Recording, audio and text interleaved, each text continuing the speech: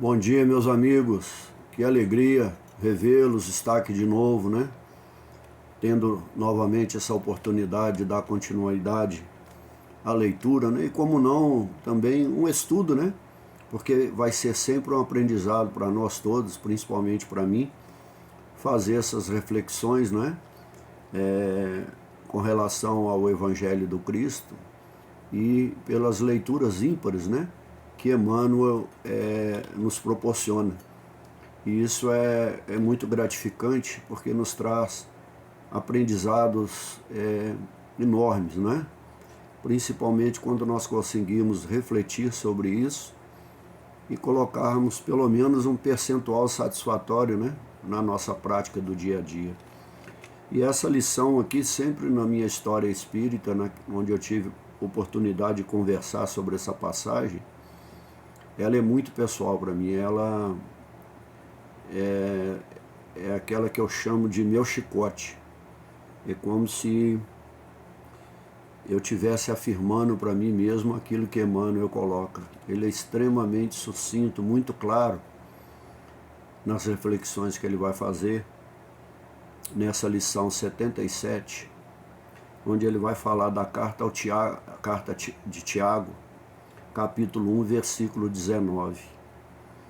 Emmanuel vai dar o título, e o título que ele dá é magnífico. Convém refletir.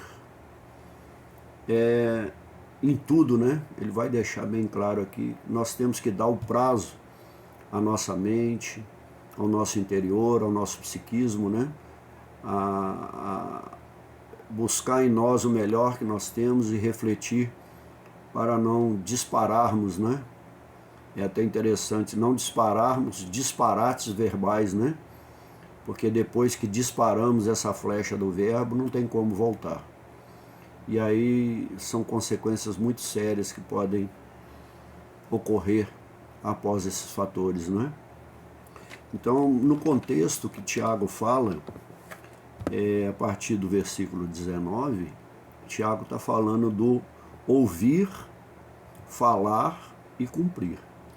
Mas Tiago começa essa narrativa, porque quando ele fala que nós já estamos instruídos, né? Nos ensinos do Cristo, porque Tiago é aquele que faz uma narrativa, ele não narra milagres, absolutamente nada disso. A sua narrativa, ele nos mostra o Jesus de Nazaré, o homem encarnado, o comportamento, a sua forma determinada de cumprir a vontade do Pai, a pessoa, o caráter, a idoneidade, a ética, os princípios morais, não é? Aquele que tinha decisão, que sabia o que veio fazer aqui, sabia quando retornaria, qual era o seu projeto. Não é? Uma pessoa clara, um homem claro, determinado, decisivo, não é? Que não protelava nas suas ações. Não é? Então ele jamais negou, jamais teve qualquer dúvida em relação à sua missão e à sua própria condição de ser crístico. Ele começa falando da paciência, da sensatez, depois ele faz uma narrativa sobre a relação entre pobres e ricos na comunidade, e aí depois ele fala das provações, não é? As provas que nós vamos passar e que nós devemos nos sentir alegres, felizes de suportar, né? A prova, porque se nós conseguirmos superar nossas provas, tivermos um comportamento satisfatório, uma vitória satisfatória, completa nós ainda não temos de ter, né? Então nós vamos ter êxito, então nós vamos receber, né, a coroa da vida para aqueles que amam a Deus. Então ele fala muito dessa questão da sensatez, da paciência, do equilíbrio, não é? Da prudência, da forma de nós encararmos. Então existem alguns mecanismos, né, como ele vai falar no capítulo 2, ele fala da língua, né, que o homem domou a natureza, interviu na natureza, domou todos os animais, mas não consegue dominar esse órgão que é a língua, não é? Porque há uma mente desequilibrada, por isso ele fala muito da ira, da cólera, né? E os resultados sempre serão negativos quando agirmos dessa forma. Então ele diz, mas todo homem, ó, seja pronto para ouvir. Vamos ouvir primeiro, não é? Ouvir atentamente, de forma reflexiva. Seja pronto para ouvir, tardio para falar. Espere, aguarde a reflexão do outro, colocar os seus pontos de vista, nós colocamos os nossos, e aí possa se estabelecer um diálogo, né? E tardio para irar. Porque às vezes a pessoa nem pronunciou o que ela está falando e o outro já está irando, já está reagindo de forma explosiva, agressiva, principalmente no verbo, mas em alguns casos já pelas vias da agressividade, da violência física, etc, etc. Pode causar sérios danos nas relações humanas. E Emmanuel, na sua narrativa, para aqueles que entendem de lógica, né, tem grande entendimento nas premissas lógicas, né, ele, pela psicografia de Chico Xavier, o texto nós compreendemos e vemos claramente, são verdadeiros silogismos, né, onde essas premissas são absolutamente conclusivas. O texto é belíssimo, né? E ele deixa entender para a gente um grande aprendizado, né, da tradição, que nesses momentos, né, nós devemos, muitas vezes nós passamos por situações onde a forma de expressar, a forma das pessoas se dirigir a nós, ou às vezes nós interpretamos errado, a pessoa não quer dizer aquilo, mas nós somos apressados demais, aí dá aquele nó na garganta, aquela vontade de explodir, não é? Ou como o Chico Xavier falava, né, colocar a água na boca para não explodir, né, contar até 10, e muitas vezes esse suportar é muito difícil, então nós ejetamos a água fora. Qual o simbolismo disso? Nós ejetamos, né, externamos com os impropérios, com as piores colocações a nível de verbo, né, com ofensas seríssimas, né, de forma a macular a imagem do outro, a denegrir o caráter do nosso semelhante. E aí depois fica muito difícil restabelecer essas relações, não é? E elas são individuais e coletivas. A nossa necessidade de ofender, de sobrepor, e como diz na tradição veterotestamentária, né, subjugar o outro, colocar o outro debaixo do estrado de meus pés. E essa é a ideia do tirano. Agora, do Cristo e de Deus, esse estrado é para nos reeducar, para nos reerguer, e não para serem tiranos do nosso caminho, não é? Então Emmanuel vai dizer, ele coloca 3 condições fundamentais para isso, sempre relacionando nesse pronto para ouvir, tardio para falar, não é? E tardio para se irar. Olha, analisar, refletir, ponderar, são modalidades do ato de ouvir. É indispensável que a criatura esteja sempre disposta a identificar o sentido, olha, agora, de novo, mais 3 colocações, das vozes, sugestões e situações que a rodeiam, não é?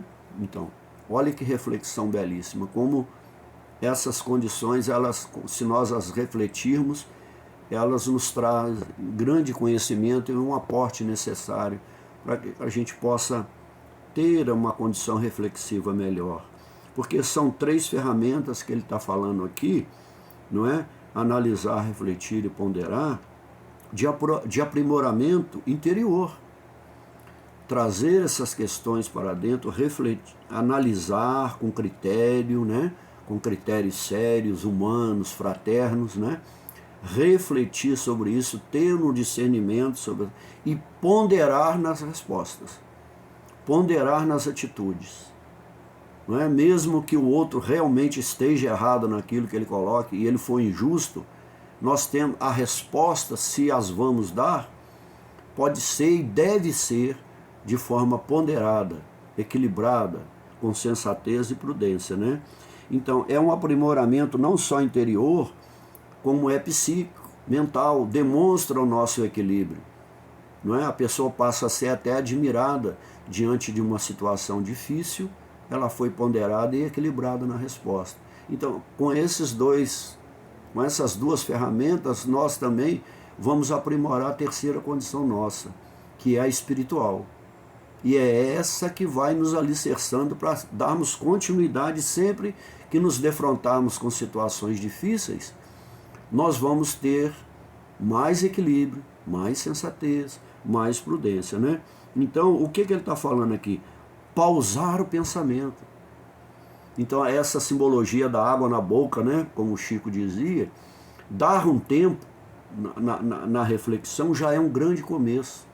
Pausar o pensamento, já não deixar aquele automatismo do pensamento, ele venha e a resposta vai rápido, não é? Então nós não conseguimos, isso dificulta a interatividade entre as pessoas, o diálogo, o relacionamento entre as partes, não é? Então nós precisamos estar dispostos a identificar sempre o quê? Essas vozes, porque se estivermos desequilibrados, não é? Nós não analisarmos nesse ato de ouvir, como que nós vamos identificar essas vozes que querem nos induzir. Muitas vezes, essa voz intuitiva, inspirativa, pode ser o nosso espírito guardião, como pode ser os obsessores, que estão nos intuindo e nós entramos nessa armadilha do verbo, das induções, né, e agimos consequentemente. Então, nas situações que nos rodeiam, é no dia a dia. Todos os dias, tudo que nós passamos, tudo que nós defrontamos, com as pessoas que conversamos, nos relacionamos, não é? Então, porque a mente, ela é o espelho circunstancial da vida, de tudo que nós enfrentamos, né? Em toda parte, não é? Em toda parte, em todos os locais, entendendo, isso é muito importante, né? René Descartes, né? O pensador francês do século XVI, o pai da modernidade, da razão, né? Ele deixa bem claro que se nós entendêssemos que cada ponto de vista é a vista de um ponto, nós compreenderíamos e nós entenderíamos e permitiríamos que o outro externasse o seu ponto de vista, nós o nosso, e a partir daí pudéssemos construir. Porque o diálogo é uma ponte de um para o outro, não é? De uma forma interativa, sinérgica, né? Sempre de forma fraternal, haveria diálogo entre as pessoas, não é? Então prossegue Emmanuel. Sem observação, não é? Observar o entorno e o contexto, né?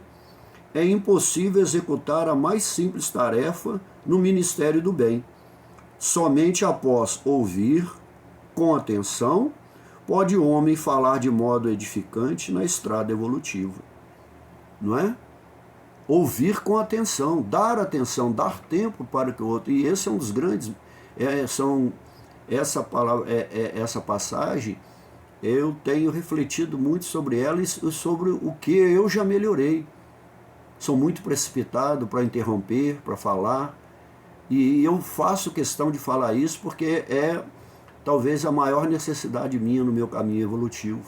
E é muito difícil para muitos de nós, porque muitos ouvem também, mas não externam o que pensam, guardam aquilo dentro. Eu não guardo, eu externo.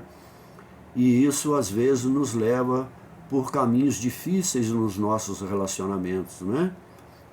Então, o reflexo mental, tanto daquele que fala, daquele que ouve, né? Ele é uma força vibratória, pois o pensamento e a palavra são forças criadoras em dobro, porque eu estou concretizando pelo verbo que eu penso. Então há uma energia mental que eu emano e que eu recebo. Então isso pode gerar, naquele meio, naquele contexto, uma vibração extremamente negativa ou positiva, né?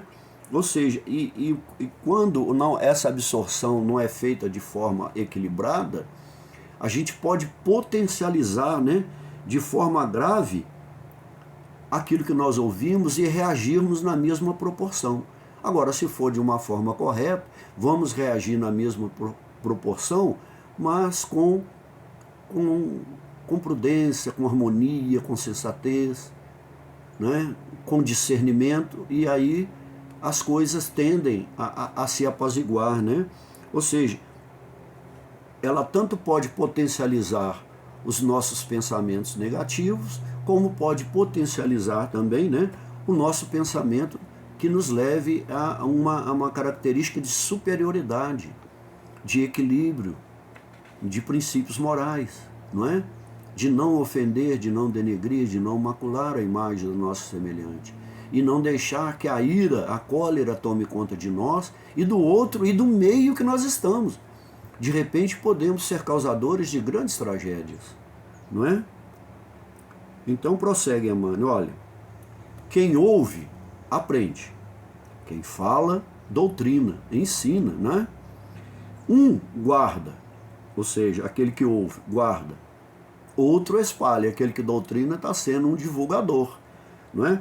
Só aquele que guarda, o primeiro, né, aquele que ouve, na boa experiência, ou seja, ele reflete todo o contexto experiencial, empírico, de todas as situações que ele passou, reflete com calma, com prudência, então ele vai espalhar aquele que doutrina com êxito.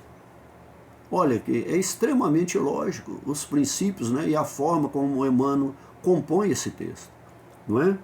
Então, no livro Fonte Viva, no capítulo 43, o Emmanuel nos traz um ensinamento fundamental.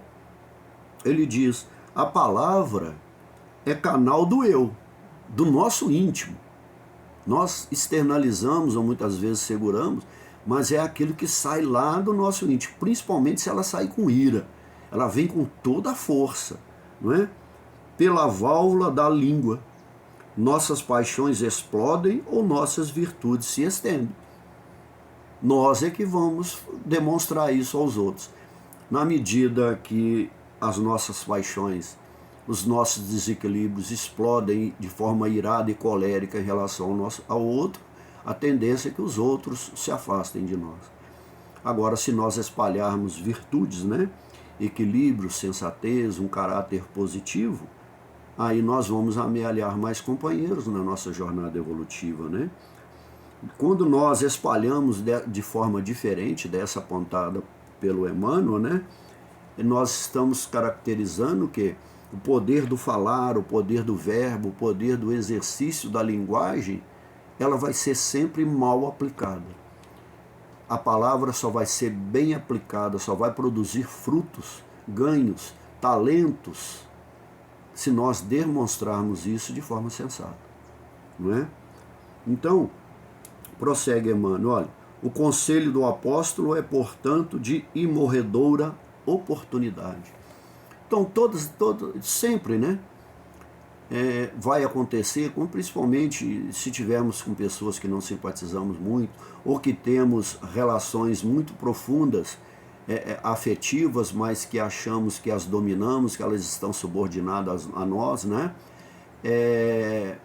Ou em condições adversas, agrupamentos, festas, não é?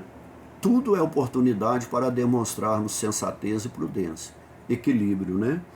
Então, o que ele fala? Que é preciso, nós precisamos construir, edificar em nós, né, o equilíbrio e o discernimento. O discernimento é aprender a separar, peneirar todas as possibilidades, todos os ângulos e pontos de vista que surgem naquele contexto de discussão, de conflito, ou de debate, de diálogo, para sabermos nos colocar.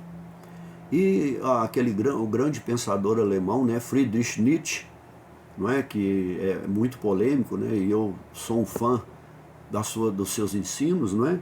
Ele deixa bem claro que em tempo de paz, em tempo que a nossa comunidade, o nosso meio, o nosso estado, o nosso país, ou o mundo como um todo, ele está em paz, ou seja, o homem belicoso, ou seja, um homem irado, o homem que existe uma paz exterior, mas ele está em plena guerra dentro de si, não é? Então, quando o homem belicoso em tempo de paz, como ele não tem ninguém ele não tem formas nem meios para agredir o outro, ele agride a si mesmo.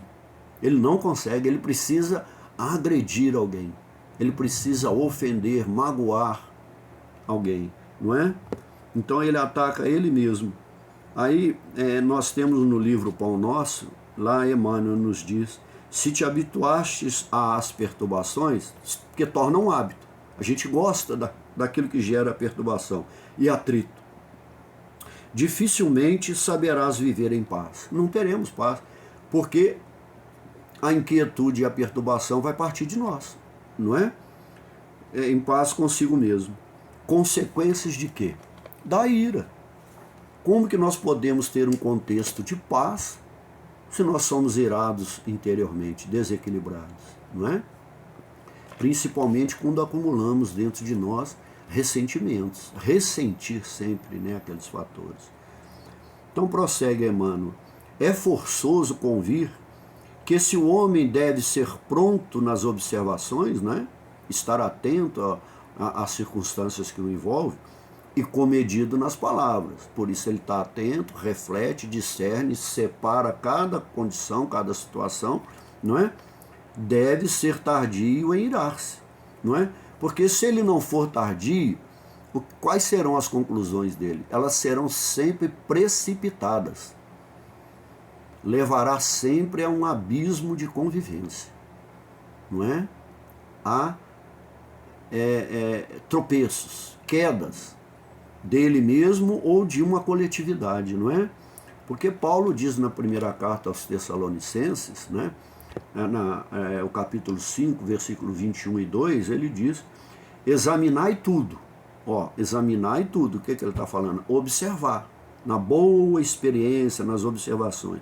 E ficai com o que é bom. Aí ele prossegue. Evitai toda espécie de mal. O que é o conflito?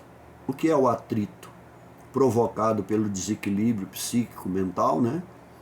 Pela ira, pela raiva, pelo ódio e pela cólera, não é? Então, quando Emmanuel nos deixa é forçoso, por que é forçoso convir? Não é? Crer, acreditar que isso pode levar a consequências sérias, né? Ou seja, para que nós não venhamos expressar aquilo que ainda é predominante em nós, expressar inclinações e tendências pessoais.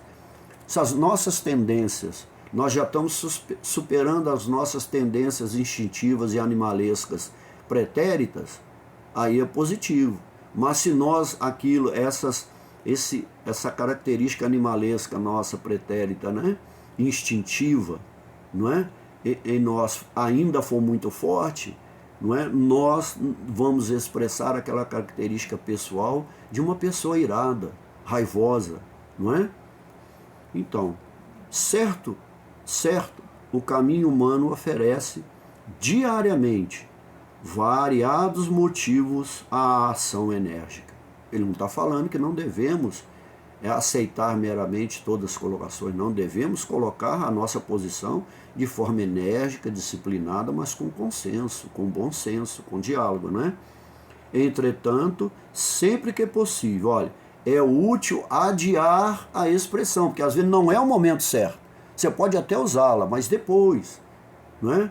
Aí, como diz o ditado, quando a poeira baixar, conversar com aquela pessoa, sentar com ela, dialogar, para que as coisas possam se encaixar, não é? Entretanto, é útil adiar a expressão colérica para o dia seguinte, porquanto, por vezes, surge a ocasião de exame mais sensato e a razão da ira desaparece. Olha que interessante, porque quando a poeira baixa, a gente consegue retornar ao nosso ponto de equilíbrio, né? Que ainda é muito alternado, muito inconstante, mas nesse momento aí sim há uma possibilidade de interação, de um diálogo, né? Então, quando nós falamos na intuição, na inspiração, nós ouvirmos, né, os ensinamentos, né, os preceitos da espiritualidade superior, né, os ensinos do Cristo e boas obras que sempre nós lemos, todos os bons ensinamentos, né, eles são fundamentais para agirmos segundo as suas orientações, porque aqueles que estão mais elevados já passaram por esse período, por esse estágio instintivo, mas já dominaram a si mesmo. Então o que eles estão querendo fazer? Qual é a sua pedagogia? Nos ensinar a domar essa instintividade animalesca que nós temos em nós, não é? Ou seja, quais são os seus modos de agir? Agem de forma sempre a consolar o seu semelhante, a apaziguar interiormente, não é, o seu semelhante e o meio aonde ele está. Então, exige o que ele está falando? Um afastamento, muitas vezes naquele momento, aquelas discussões em grupo, ou quando tem dois, é melhor um afastar. É aquele ensino que diz, quando um não quer, dois não briga. Isso é muito importante. Então é melhor sair, evitar que as coisas possam se agravar, não é? E depois entrar num consenso, entrar num acordo, né?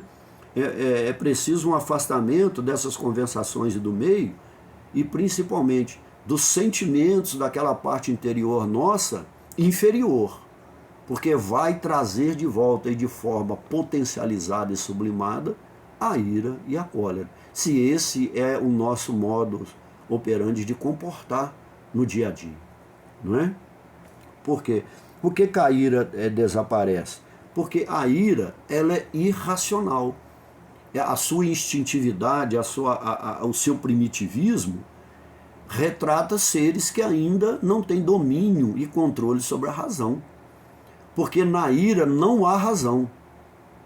A razão não cabe no conceito, não é, do irado. Ela não entra, porque não há discernimento, não há reflexão. A razão é uma faculdade de reflexão, de procurar entendimento, de procurar acordo naquilo que nós já aprendemos e conhecemos. Essa é a função da razão, analisar, não é? Então prossegue Emmanuel. Tenhamos em mente que todo homem nasce para exercer uma função definida, não é? Perfeito. Ouvindo sempre, pode estar certo de que atingirá serenamente os fins a que se destina, não é? Principalmente no período de aprendizado dessas funções que nós vamos exercer. E depois que nós atingimos uma condição satisfatória, mais ainda, porque há o perigo então de usarmos da prepotência, da arrogância, da tirania e da subjugação para com o nosso semelhante. Mas, agora, falando, ouvir, né? Falando, é possível que abandone o esforço ao meio. Ou seja, aí ele não deu muito tempo, mas já começou a falar, vai diminuir o potencial de reflexão, não é? Mas, irando-se, provavelmente não realizará coisa alguma. Dificilmente os projetos de uma pessoa irada, colérica, nervosa demais, psiquicamente desequilibrada têm sucesso. Porque ela só vai avaliar os seus pontos de vista, as suas colocações, os seus desejos, o seu interesse pessoal, e não vai permitir a participação, né, reflexiva, de entendimento, né, nas relações entre as pessoas. O outro não existe, não é? Então, por que Emmanuel está falando isso? Cada consciência é um mundo em si e por si. Não é? Então, cada consciência tem que se examinar. A consciência é para ser feita com ela nos propicia isso, o superego nos propicia isso, fazer esse exame, enfrentar o ego e principalmente ter mais força, porque o id vai nos impulsionar para cometermos desatinos, não é? Então, com os obstáculos, né, e problemas próprios, porque enfrentamos nossos obstáculos, que nós mesmos na maioria das vezes colocamos, enfrentamos as nossas próprias e problemas pessoais, né, que todos enfrentam, mas para criarmos um clima satisfatório de bem-estar em nós e com aqueles que nos relacionamos, né, e com a humanidade, exige de nós sensatez, equilíbrio, bom senso, não é? Então, ouvindo, né, porque o reflexo mental, como nós já falamos, né, ele mora na onde? No alicerce da nossa vida, onde nós começamos a colocar tijolinho por tijolinho a nossa construção evolutiva, moral e espiritual. Às vezes temos mais numa, menos na outra, mais na outra, mas nós temos que fazer uma construção circunstancial equilibrada, sensata, né? Então, prossegue Emmanuel, né, nesse alicerce da vida. Então, isso é entender o quê? Entender, né, a função das palavras, saber o significado, o potencial que essas palavras têm de macular, de agredir, de ofender, não é? Então, se nós aprendermos a função das palavras, nós vamos estar o quê? Munidos, né, e estruturados, né, com recursos edificantes, construtivos, não é? Que vão trazer um clima satisfatório nas nossas relações uns com os outros, né? Ante o quê? Se nós entendermos isso, naquelas relações onde há desequilíbrio, onde nós chamamos de desvarios, né? Desvarios humanos, quando são atitudes individuais ou coletivas de total desequilíbrio, né? de manifestações desequilibradas e agressivas, seja pelo verbo ou seja pelas questões físicas, né? Nós teremos condições de avaliar esse meio e nos posicionar posteriormente, não é? Então, a ira, quando nós falamos e ligamos a ira, a cólera, né? O ressentimento, que já é um sentimento, um pensamento onde nós estamos pré-determinados, pré-armados a agredir verbalmente ou fisicamente, né? Então, a ira, ela provoca, né, em nós, na razão nossa, né, uma espécie assim, de suspensão. Ela suspende qualquer, né, possibilidade de consenso, de bom senso, de argumentos sensatos e equilibrados. Não há possibilidade naquele momento, por isso a necessidade, às vezes, daquele que ter no momento mais equilíbrio, se retirar, não é? Ou conseguir reter em si a vontade de responder verbalmente ou em ações concretas, não é? Então, a gente entende, né, para concluirmos, duas questões aqui, uma do livro Seara dos Médiuns e o outro Nas Pegadas do Mestre, né, que são livros importantíssimos, psicografados por Francisco Cândido Xavier. A língua, de certa forma, é um alto-falante. Ela anuncia aos quatro ventos, não é? É um alto-falante, né? Que nós temos que prestar atenção, né?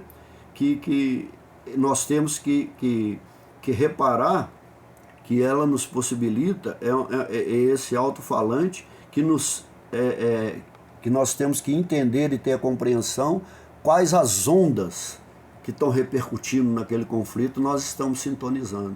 Enquanto um pode estar vibrando negativamente, ou então a multidão, você pode estar mais sereno, não é? E trazer o equilíbrio àquele momento. Chamar as pessoas à sensatez, ao bom senso e ao equilíbrio, né? Devemos compreender a importância e o caráter sagrado da palavra, né? A palavra é construtiva, não é? Mas o próprio Tiago vai dizer lá no capítulo 2 que a língua é como uma faísca, pode incendiar uma floresta rapidamente. Incendiar essa floresta simboliza o quê? O nosso interior, o nosso ser interior, individual e coletivo, né? A fé, olha, lúcida, porque a fé também leva, quando ela é desequilibrada, leva a ações, né, deprimentes, né, e degradantes. A fé lúcida, olha, e exemplificada pelo verbo divino. Essa é o parâmetro. Nós temos o verbo que é o Pai, o Criador, e o verbo de Deus que foi aquele que exprimiu, que expressou a vontade do Pai aqui na terra, que é o Cristo. Então nós temos que tomar como parâmetro a fé equilibrada e lúcida do Cristo.